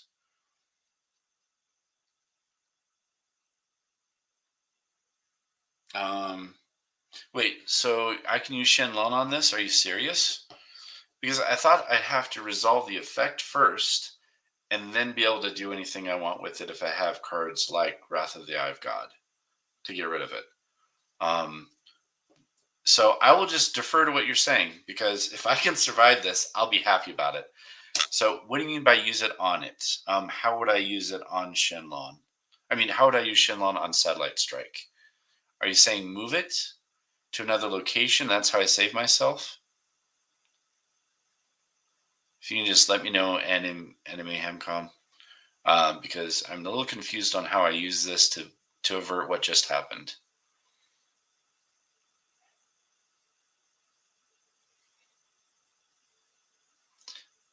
So yeah, just let me know, Shenlong. I mean, sorry, Ani-Mayhem.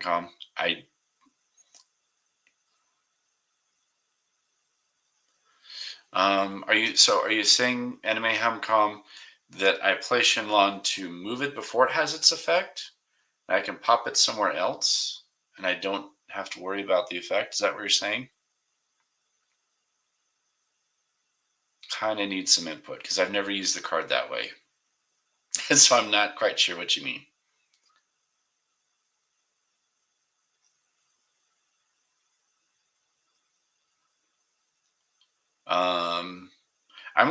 So I'm gonna assume you mean move it, because it doesn't say anything. Let's see. It says pulling a card, drawing a card, pulling card, drawing cards, or moving a disaster. Those are the three options on Shenlong. So I'm going to assume you mean move it. I'm going to assume that that's what you're referring to. So I will assume that's what you mean. So we'll play it that way, because I did not know that you could interrupt the resolving of that action with Shenlong that way. I did not know that. So let's do it that way, though, because I'm going to assume that you know what you're talking about, because I didn't even know about that rule clarification. So let's do this. Move it. Okay, that's what I was thinking you were saying. So I did not know that. I thought you had to resolve the effect first, unless it said something like nullify an event, nullify a disaster that just shows up, or something like that. Okay.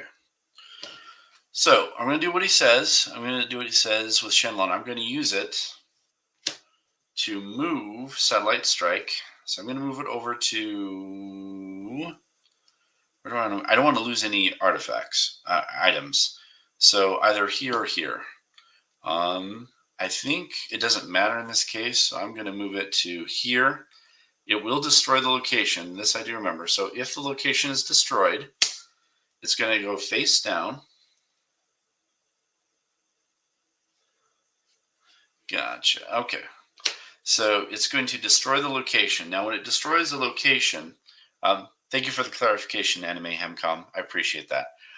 So I'm going to move it here, and it actually destroys that location. When a location is destroyed, it turns face down, and it's going to basically not exist for the rest of the game. It's purely going to be there for taking up movement purposes, for taking up movement spaces, but that's it. It's not going to do anything for the rest of the game. So I'm going to do that. So that was... okay. Now, before I end the turn... Oh, shoot. Yes. So I'm going to do something as well. Before we end this whole scavenging attempt, or resolving the scavenging attempt, I am going to do something that I can play from here, because it was stored there from earlier with Shenlong. I'm going to play Wrath of the Eye of God. I'm going to discard this card. So that will get rid of the Satellite Strike issue. All right. There we go. So thank you for letting me know.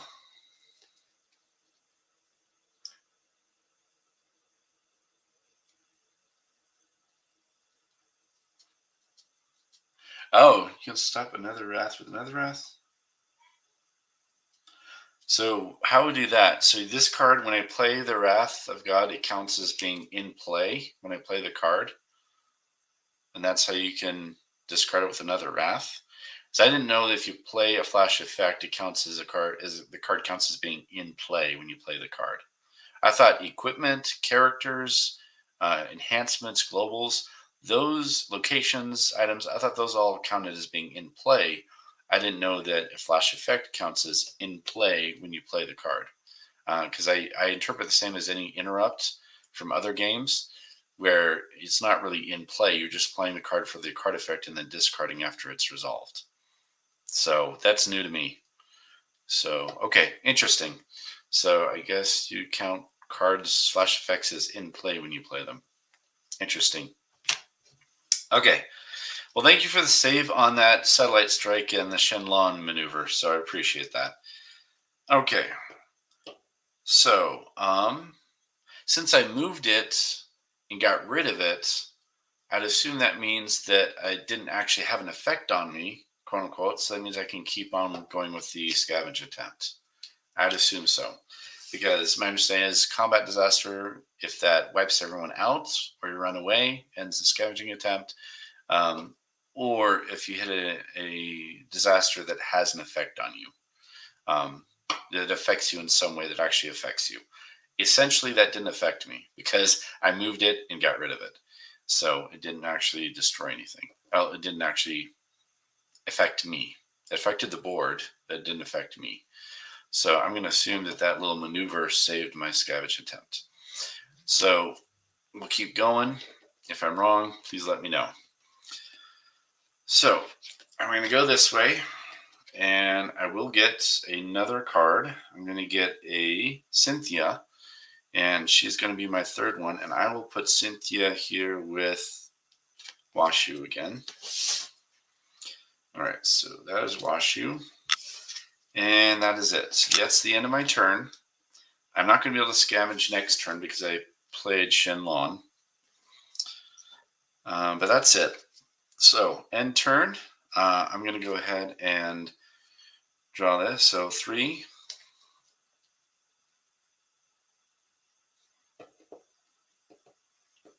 Oh yeah, those are some pretty good promo cards. Sweetest Sadist.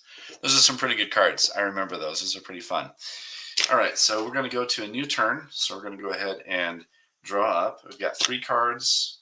4, 5, 6. Okay, so I did get Toma's guards. So I've got to resolve that now. So I'm going to resolve the disaster. So it's going to go ahead and move. It has a move of 4. 1, 2. Skips that. 3, 4. Because it's a destroyed. So it doesn't count against your movement. It's just gone. Okay. So he is going to land there. And he's going to pick up the artifact. I mean the item. So now he's got the item. And they have 1 in their possession. So if I can stop him and get that, then I can win the game. So that is it. So we resolve the disasters. Now we get the equip phase. For the equip phase, I am going to play surveillance again. That's going to give me some insight into what I can or can't do. I'm going to play, and this is turn 3.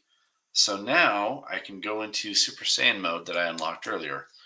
And also, I can play Future Trunks, which I will play Future Trunks. He's going to be in the Haven, so I'm going to use this guy for Future Trunks. He's got 6 health. So he's in the Haven there, represented with that. All right. So, I'm going to do this because I want to see what's coming up. So I'm going to use this, and I'm going to look at what's under here. I want to see what else I have to deal with. Forceful impact and captured. Shoot, I don't want that. Maybe what I want to do, is, now he's not going to automatically attack me because he has an item. He's just going to be trying to get away. So I think what we want to do,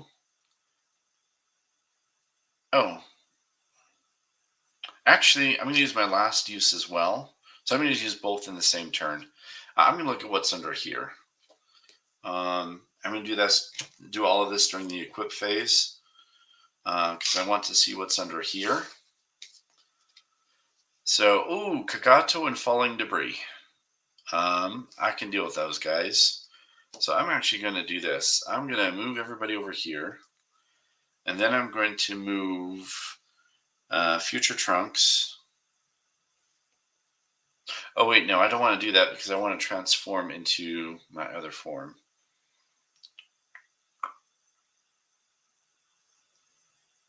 So I'm going to do it. I'm going to transform. So I'm going to transform to Super Saiyan because I can, because I unlocked it. So here we go. So he just went to Super Saiyan mode, folks. Goku is now in Super Saiyan mode. I'm going to go ahead and just leave this on 3 so that next turn I turn it to 1 so I keep track of his timing. So we got Super Saiyan mode now. So we are going to kick some butt. We're just going to go for it. Why not? We can do it. So we are going to do it. So we're going to, and since I transformed, I can't move. We're just going to have to, so it's not going to work either way. So never mind. I'm going to miss out being able to play a really awesome Super Saiyan Goku because there's no point.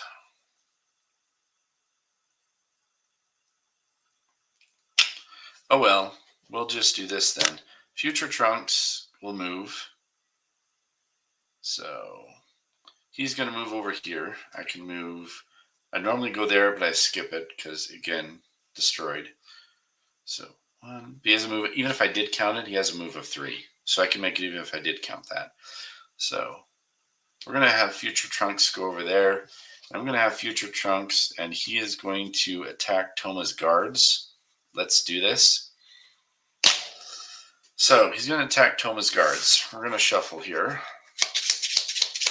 All right, so we're going to do this, and we're going to have some fun. So let's let this happen. So Future Trunks goes to Toma's guards. He's going to attack them. So first of all, Toma's guards draws. They get a +2 defense, and then Future Trunks gets a back kick, 3 attack, draw another one, +3 attack, draw another one, and a leg sweep. So the result is pretty simple. Their defense is going to be 8 plus +2 from that, but cut it down to 4 because of the leg sweep. So their defense is 4, the attack is 6. Future Trunks is a 6 base attack. That's 6, 7, 8, 9, 10, 11, 12. 12 versus 6, that's actually exactly what I needed. So there's 6 health, 6 defense. His 12 knocks the 0 defense, and then 6 health to 0. So he is exactly what he needed. Knocked the guards to 0, even with the shaken up. And his attack is only a 6 versus 6 defense. So no damage there. So basically, Future Trunks came in and wiped the floor.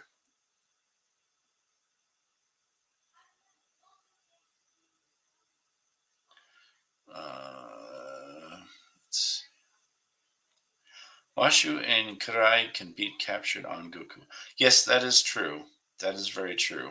But I thought I'd have to have the effect first and then resolve getting rid of it.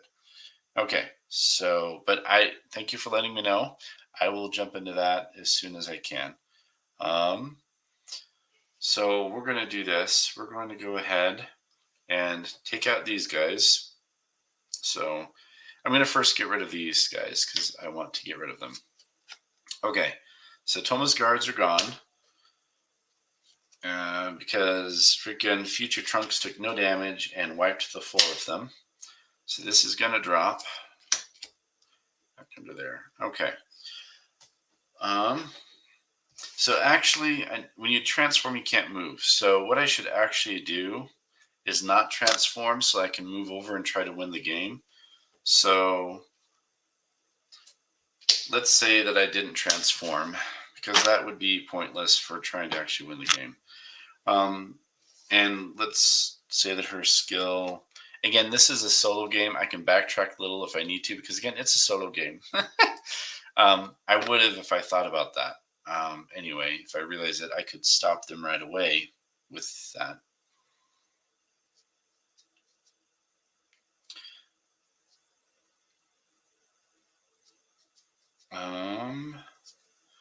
So you need, okay, what do I need to be captured again? I'm trying to remember. Now I can see this because I already looked. I know what's under here from the surveillance. Computer genius and survival or rescue card. How does Goku help with this? He doesn't have the skills to do anything with this. Oh, no. They can rescue Goku because he'll be the most powerful. I see what you're saying. No, actually, Trunks will be the most powerful now. Haha, actually, because he's there. So this will work. You're right. This will work either way. Okay, so he moved and attacked. Those are all actions I can do. I have not actually done a scavenge yet. So these guys will move over. And you can have more than 4 in location. I think the max for party limit is 7 at a location. So I have 5. I will be limited on max of 4 to fight a major disaster and 3 to fight a minor disaster. So I will be limited on combat numbers if I engage in combat. So we're going to do this. Actually, before I did the movement, because I need to do this during the equip phase. So before I do any movement, and actually before I did any combat, I would have changed her skill to what this was. Sorry. I need computer genius and survival. So I would change her. Yeah, I would change her to survival. So before I did the moving and the combat, I'm going to say that during the equip phase, I changed her skill to survival. Then I'm going to do the move and the attack. Took out the guards. They dropped the item. Then I'm going to move these guys as well. They're going to join future Trunks. They're all one party now. And then they're going to go ahead and scavenge. And Genius, Tech, and Computer. Oh no, Genius, Tech. Oh, never mind. I don't have Computer. So I can't do that yet. I can't do that yet. I can't do that yet. So, you know what? I'll go for the original thing that I had. No, I can't because that requires strength times 2. And I don't have the breaking and entering out. So they'll just all move there. Let's just move there for right now.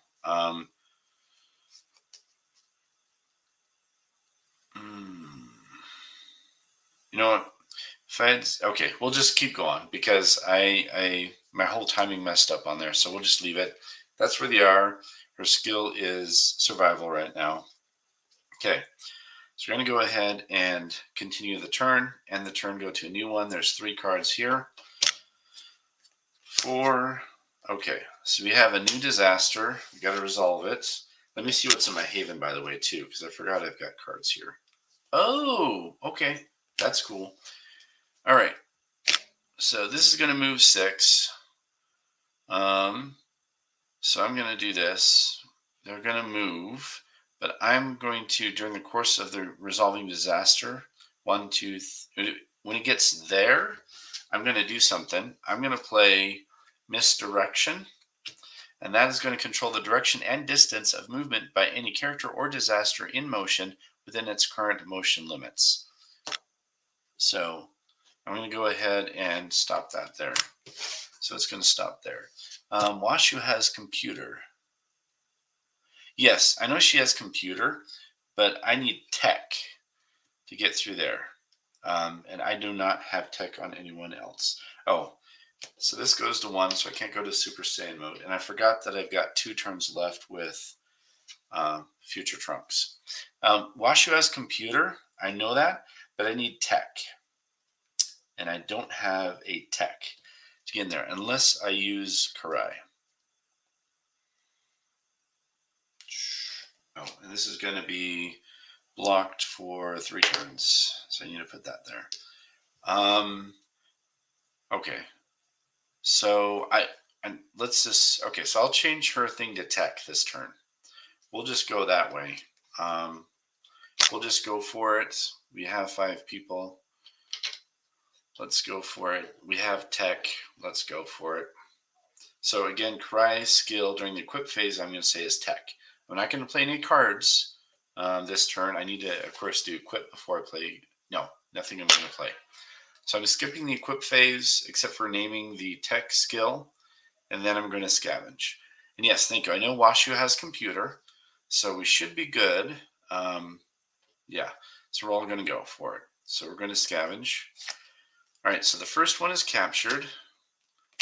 Now, captured is going to grab the most powerful character, and the game defines the most powerful, first of all, by their attack stat. So they're tied, these 2. So the attack stat is tied. So next you look at their defense stat. Who has the highest defense out of the highest attackers? The defense is Future Trunks. He has a 6. Goku has a 5. So he's going to get captured. But right away, I'm going to check to see if I can release him. And I do have, no, I had Tech with that. So I need Computer, Genius, and Survival. I don't have Survival. But I do have a way to get past that, because I do have a card. And I'm going to play Wrath of the Eye of God. That will get rid of the captured, because it's a card in play. So I'm going to get rid of the captured. So he's going to come back. So that did affect me, though, because it did capture somebody. So I'm pretty sure I've got to go in next turn. So I'm going to go ahead and end the turn. So this has got one turn left. So we're going to go ahead and draw up to our new hand. So we're going to do 1, 2, and we have Toma's guards. So we have a new turn. We got to resolve. So this is going to go down to 2. And then this is going to move 4. 1, 2. That is going to be skipped because it's destroyed. So 1, 2, 3. So it's going to end up here. So you stop there, and the guards are going to attack us. There's only 2 people with any kind of items. So it's going to be Washu or Goku. So I'm going to go ahead and roll and see odds, evens, who they attack. It is odds, so I'm going to attack Goku. So Goku has 5 health, so I'm going to put this down here to mark that he's got 5 health. And then I'm going to mark down that these guys have 6 health, because that's what they have. All right. Again, each attack is taken individually with that. Since I'm so close to actually bypassing stuff, I'm tempted, really tempted. Okay. So, we're going to do the combat now. All right. So, he's going to, actually, before I do that, no, actually, I can do it after. No, I'm going to do this. Okay, it requires 2 chi skill. I'm going to do this right now. And this is, he has chi skill times 2 Goku, so he's going to spend 3 energy. He's down to 2. And he's going to have -5 attack and -5 defense to Toma's guards. Alrighty. So that's going to... Oh, I see you're saying Little Washu has tech. Yeah, I know Little Washu has tech, but that means that I would have needed to transform.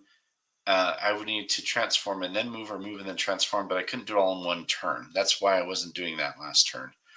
But now that he mentioned it, I could have actually transformed this turn to Little Washu. That's true. Oh well, I resolved it with another card anyway, so I still got it resolved, but I appreciate you reminding me on that. Yeah, Little Washu does have tech. But again, if you transform, you can't do any movement that turn. So, oh, but I could have moved and then transformed. Oh, I see what you're saying. Okay, I see what you're saying. I didn't think about it in that order. I could have done that. My bad. Okay, but I still succeeded. I still used a different workaround. I still used the Wrath of the Eye of God and stuff. So it still worked. But thank you for that input. I didn't think about that. Okay, so I'm going to do, again, I'm sorry, I'm going to do Who Sows the Wind. So their defense and attack is a 1-1. So I'm pretty sure he's going to be dead. So that's for the rest of the combat. So for the entire combat, that's what we've got. And he has 2 of these. So he's going to have +4 attack, no energy, and +3, so +7. So his attack is 1 because of the Sow the Wind. So he's got an 8 attack. And then we have +3 attack to everybody in the group. So I'm not going to do the math because it's ridiculously high versus what he had. So he did have an 8 attack, though. He attacked Goku. So that's 5, 6, 7, 8. So that'd be 3 damage. So he would go down to 2. So you have 2 health left. But even if you went down to 0 or negative, little Dr. Tofu would save them.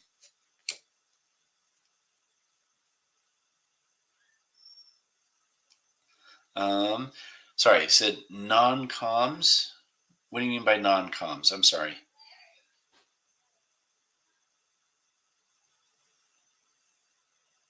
Oh, non-combat disasters. Sorry. No, when I read the rules there, it was basically combat disasters, eliminating everybody or running away, or if you had something that would affect your group there. That's what I understood. I could be wrong. I will double check that. That's what I thought. If I'm wrong, and it doesn't matter if it's a non-combat, you can keep going. But I was pretty sure I thought that if it had an effect on the party that they couldn't bypass or get out of, that it would stop you. But I could be wrong. and I apologize.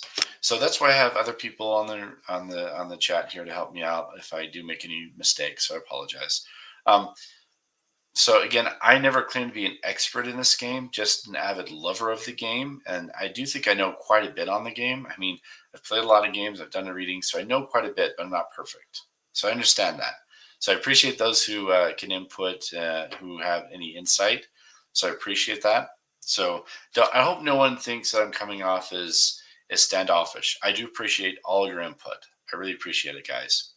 So but I do know I've done a lot of reading and playing, so I tend to think I have a good handle on the game, but again, I'm not perfect. So again, I appreciate it. So with this here really quick, again, he's going to have 8 attack. He just takes some health. He's still in, but again, all of our attack totals on him, even on an individual basis, is going to take him out. So I'm not going to bother with that. Okay, so got that. Oh, whoops, that was still there. Okay, so that takes out those guys. Takes out Toma's guards. I think that's for deck draw. Oh, deck drawing. Oh, I think I know what you're saying. Okay, I remember what you're saying. That's right. Okay, you did clarify that for me. Thank you for clarifying. I do know what you're talking about. So what they're talking about is, again, if you're drawing during the discard and draw step, and you draw a dilemma, I'm sorry, Star Trek has that, sorry, a disaster. If you draw a disaster that does not affect anything on the board, you just discard it and keep going. But if it does affect something on the board, like it has an actual effect on the board, then you stop the draw. Or if it's a combat disaster, because it will come out and move. So if it has an effect on the board for a non-combat disaster when you draw it, or if it's a combat disaster, you stop your draw.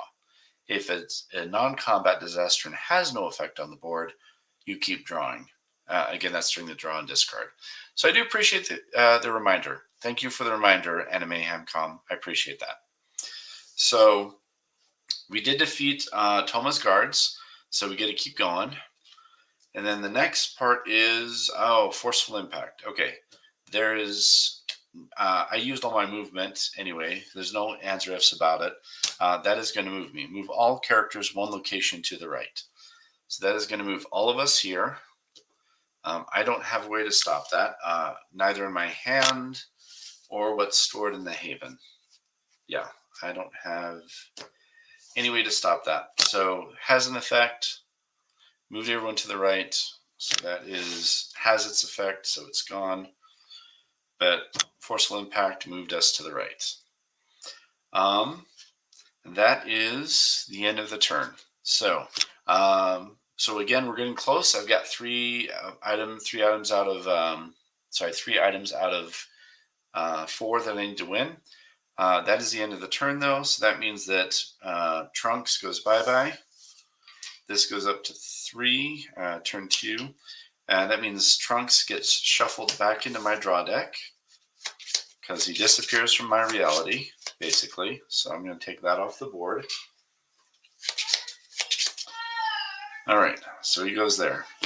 All right, so now we're going to go ahead and go into the new turn. Draw and discard. I have 1 card in my hand. I'm not going to discard it, so I'm going to draw up. There's Trunks again. So he comes into my hand.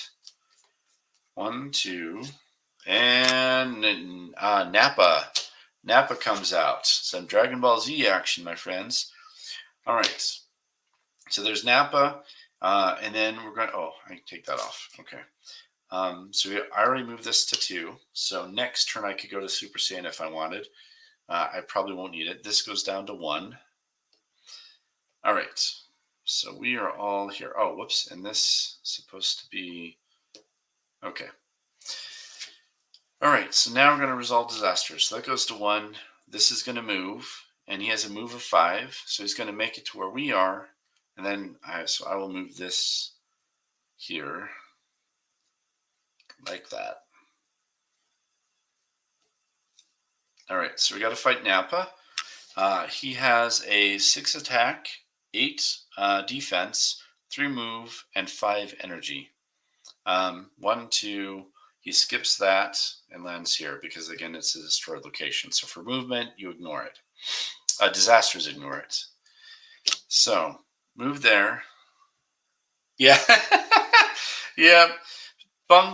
Trunks went bye-bye. But I drew him again because the deck was so thin. So we're going to go ahead and fight Nappa. Now, he has an effect. It says that if genius present, which I do, Washu is a genius, reduce Nappa's attack and defense by 2. So actually, oh, I haven't seen Ghost Nappa. I have not seen that card.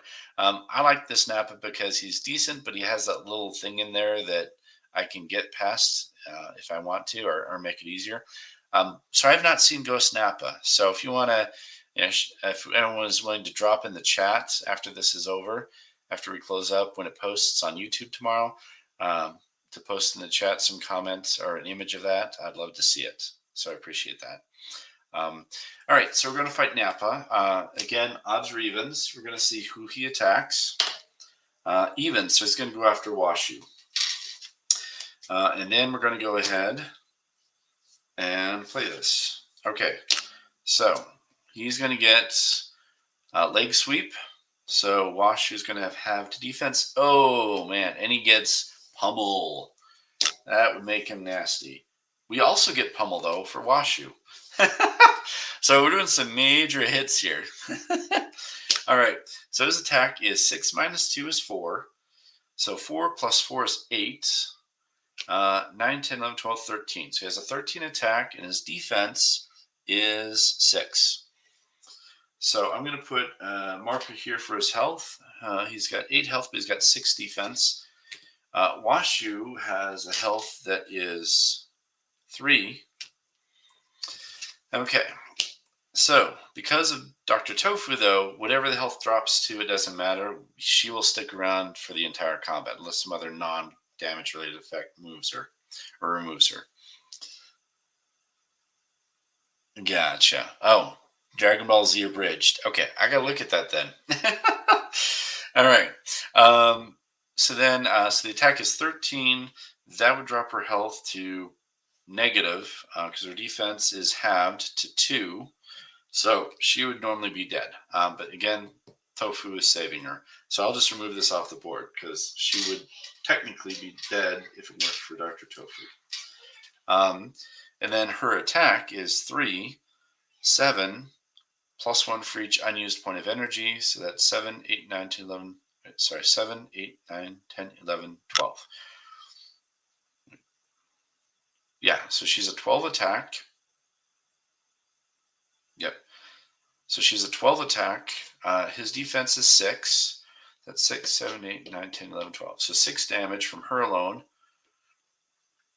And then everyone else also adds. And you add as one combined thing because it's not like the Thomas guards. So he's definitely dead. We're going to defeat him. And the damage normally would definitely kill her. But again, Tofu saves her. So this is discarded.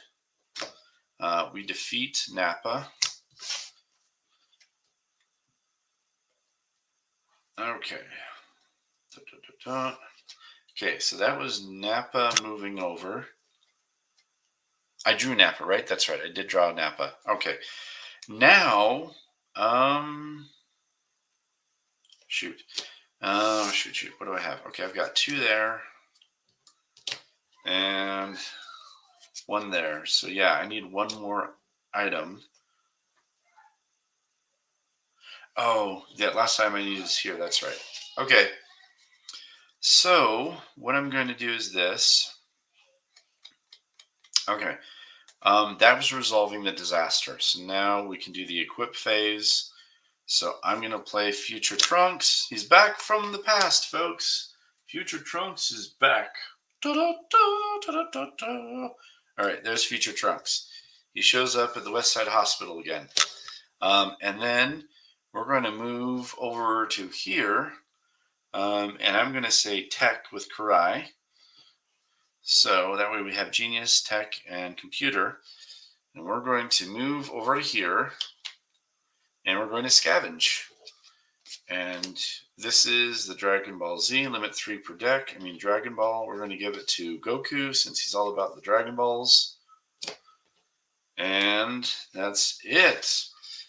So now we're going to go ahead and end the turn. I'm not going to play anything else. So we end the turn, we check victory conditions, and I have 2 here, 2 here, 2 here. So that's 4, 4. And in the destroyed pile, oh, we shouldn't have destroyed pile because we avoided that. Sorry. So we have 4. That's the majority of the items. We have won the game. We have won Dragon Balls. We have won Ani-Mayhem. So I really appreciate you guys watching. I hope you guys had fun. I hope you guys enjoyed this playthrough. I had a blast. I love this game. It's so much fun to play. And I learned a few things from you guys joining me. So I appreciate that so much. Ani-Mayhem, you definitely helped me understand some other strategies I didn't think of. So I do appreciate that. So I just wanted to go ahead and cover here for anyone who may be newer to the game. This gives you a lot of flavor doing solo, and it's really a lot of blast, a lot of fun.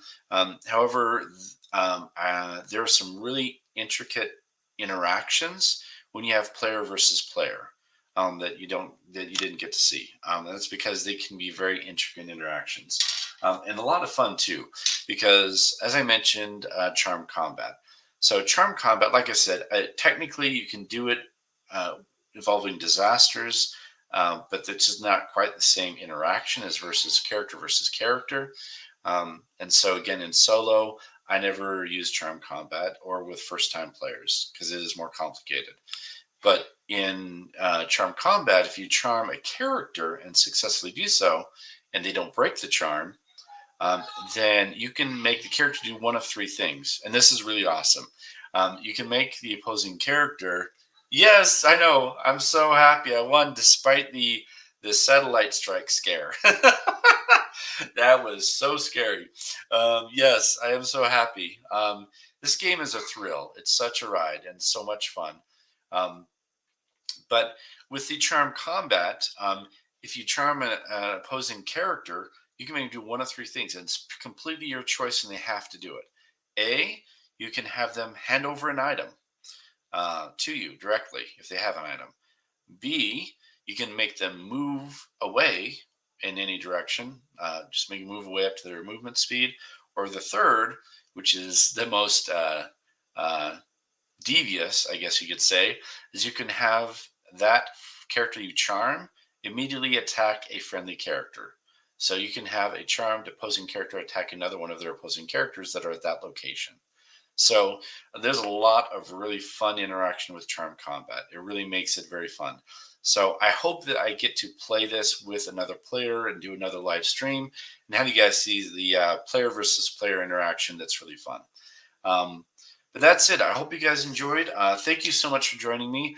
Please let me know what other games that you would like to see me play that can do a solo play. If you have any suggestions that I'll see if I have in my collection. If not, I'll see what I can do to find them. And also let me know what other kind of things you'd like to see in the live stream. I'm trying to, again, evolve my channel and just give people a taste of some real live channel interaction and have fun and have a blast. So thank you again so much. This was Ani-Mayhem. And if you have any last comments, guys, those who are joining me, I'll go ahead and put them in the post. I'll go ahead and say them verbally out loud if you guys want to put in any chime on anything, if you want to put in 2 cents on anything.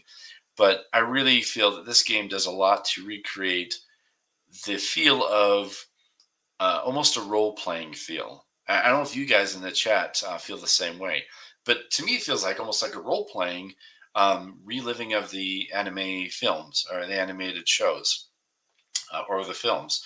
And it feels very much like a role-playing session, but with anime and cards. And you're going through and almost going through dungeons in a sense, going through and getting items and fighting to keep them. So it's just, there's so much flavor with this game. So I'm a big fan. I love it. So yeah, thank you again for joining me. Again, this is the review. And I hope you guys have a wonderful night and I hope you had a great Thanksgiving. So thank you again, and I will see you next time. on the review. And again, look for, I'm going to post notices about my live plays and live streams, and I will give notices out like I did today. I'll do a little more advanced notice once I can sit down tonight and get, more of a weekly schedule out. But for those who could join me tonight, thank you with the short notice. Thank you again.